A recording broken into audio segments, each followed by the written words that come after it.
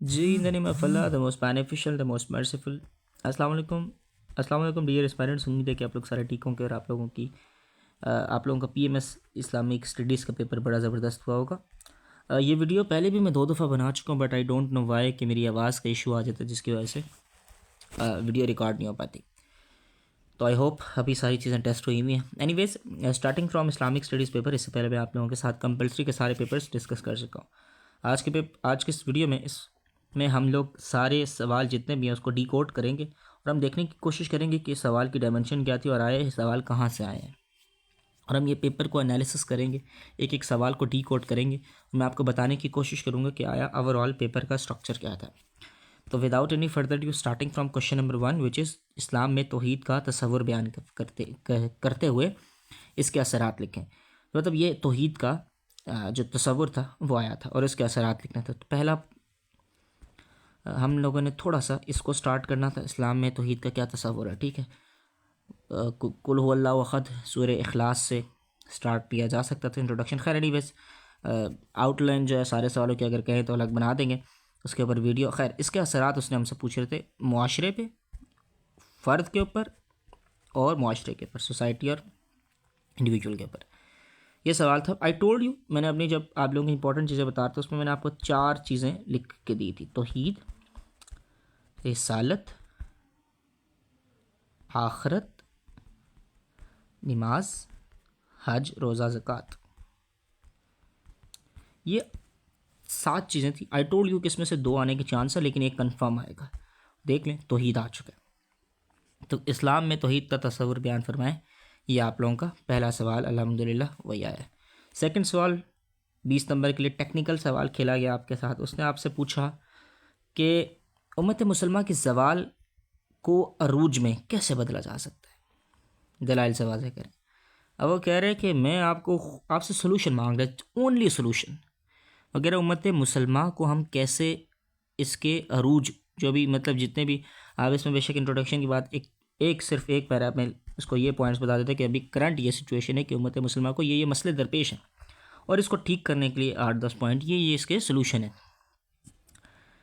तो इसको ये एक्सप्लेन विद आर्गूमेंट्स, ये आपके पास इसमें दलाइल मौजूद होने चाहिए थे। दलाइल मीन्स कि आप किसी कुरानिक रेफरेंस देते, हदीस देते, किसी स्कॉलर का देते, किसी ऑर्गेनाइजेशन। इस्लामियात के पेपर में OIC का लाज़मी मेंशन किया करें, OIC के बारे में बताते कि OIC कैसे कर सकता है। ठीक है, तो ये एक किस्म का करंट अफेयर से, मैंने आपको हमेशा बताया कि करंट अफेयर का सवाल लाजमी आता है, तो ये करंट अफेयर टाइप ही सवाल था, रिलेटेड करंट अफेयर का ही था। इसके अलावा मैं आप लोगों को एक और सवाल बताता हूँ।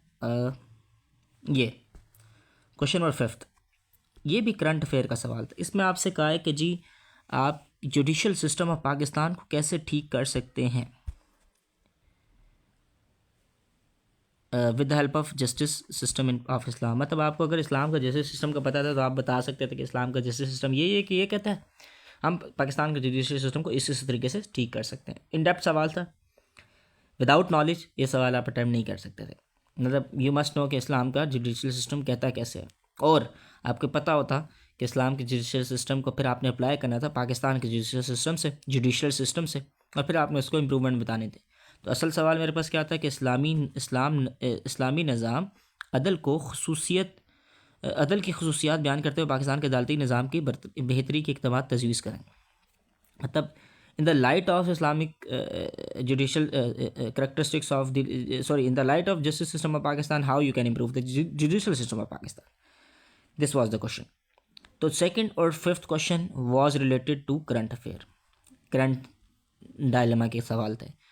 थर्ड क्वेश्चन अगेन पास पेपर, और मैंने आपको बताया भी था कि रसूल सल्लल्लाहु अलैहि वसल्लम की एक चीज़ लाजमी याद रखें। आई टोल्ड यू कि एज अ टीचर कभी कभी पूछ रहा है, आई टोल्ड यू कि कभी कभी सिपा सलार पूछ रहा है, आई टोल्ड यू कि वो कैसे उन्होंने जंगों में लीड किया था और उनके एडमिनिस्ट्रेशन रोल। ये 3-4 सवाल पैक्ट सवाल, और इसी में से आपके इवन CSS में भी ऐसे ही है। इन्हीं 4-5 सवालों में से घेर के आपके गिरे हुए टॉपिक, इन्हीं चारों सवाल में गिरे हुए आपके सामने सवाल आते हैं। तो इस बार हमारे पास सवाल जो आया था हज़ूर सल्लल्लाहु अलैहि वसल्लम के एडमिनिस्ट्रेशन, बोथ मक्का पीरियड में भी मदीना पीरियड में भी। अगेन नॉलेज बेस्ड क्वेश्चन था। आपको पता होना चाहिए था कि मक्का में हज़ूर सल्लल्लाहु अलैहि वसल्लम की क्या एडमिनिस्ट्रेटर एडमिनिस्ट्रेटिव रोल था और मदीना में क्या था। उसके बाद जी हमारे पास सवाल था, सवाल नंबर 4, क्वेश्चन नंबर 4 वाज कि मगरिब की मौजूदा इल्मी और साइंसी तरक्की इस्लाम के तहजीब के असरात की बदौलत है, वाजिया करें।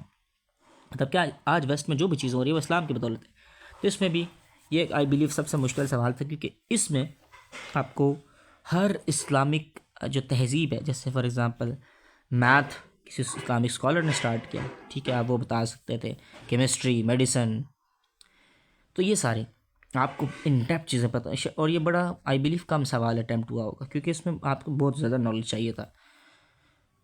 तो फिफ्थ क्वेश्चन था, सॉरी फिफ्थ मैं आपको बता चुका हूँ, सिक्स्थ है ये आपका CSS का भी रिपीट क्वेश्चन है। क्या खिलाफत राशिदा को एक मिसाली निज़ाम हुकूमत के अतबार से आज भी अपनाया जा सकता है, वाज़िया करें, डिस्कस इन डिटेल। तो ये खिलाफत सिस्टम के ऊपर सवाल था। इसमें आप लोगों को पता होना चाहिए था कि खिलाफत सिस्टम जितने भी हमारे, आपको हर एरा का पता होना चाहिए था कि जी इस एरा में ये हुआ, इस एरा में ये हुआ, और आज क्या हम इसको अडॉप्ट कर सकते हैं कि नहीं। ये हमारे पास जी 6 सवाल थे। Out of 6 we have to attempt only 4 question, ठीक है।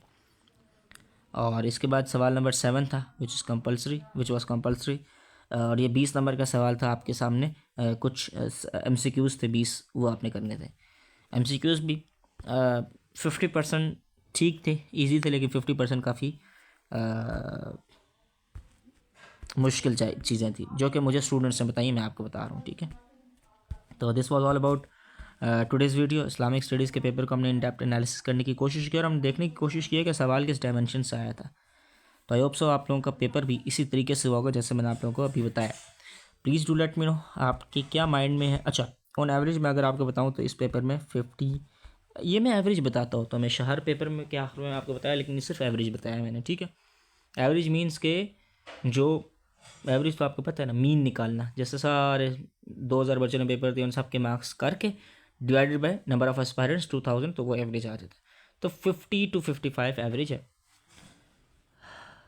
लेकिन आपको ये बात सुन के शायद हैरानी ना हो कि इस्लामियात का पेपर ओवरऑल थोड़ा मुश्किल पेपर था, और इसमें चांसेस भी हैं कि इस बार टारगेट भी हो सकता है। ऑब्वियसली टारगेट, मुश्किल पेपर हो तो टारगेट होता है ना, ठीक है।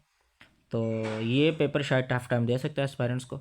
Anyways this was all about today's video. अगर आपने पेपर दिया तो आप ज़रूर मुझे बताइएगा कि आपके एक्सपेक्टेड मार्क्स कितने हैं आउट ऑफ 100, वो आप ज़रूर कमेंट करके बताइएगा। असल में PMS में आपने सिर्फ पास नहीं होना ना, PMS में आपने मार्क्स लेने हैं। तो ये anyways see you in the next video. अपना ख्याल रखिएगा। पाकिस्तान जिंदाबाद।